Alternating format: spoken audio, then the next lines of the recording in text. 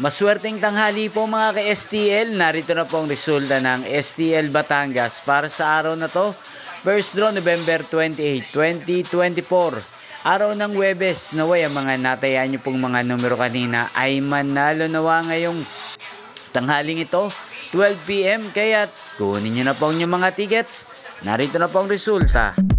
Ang mga numerong nanalo sa STL Batangas ngayong tanghaling ito, November 28, 2024. First draw result, 12 PM. Ang mga numerong nanalo, 26 at 30 in exact order. Sa lahat po ng tumaya kanina sa STL Batangas para sa first draw ng 26 at 30, congrats po sa inyo. Panalo po kayo again.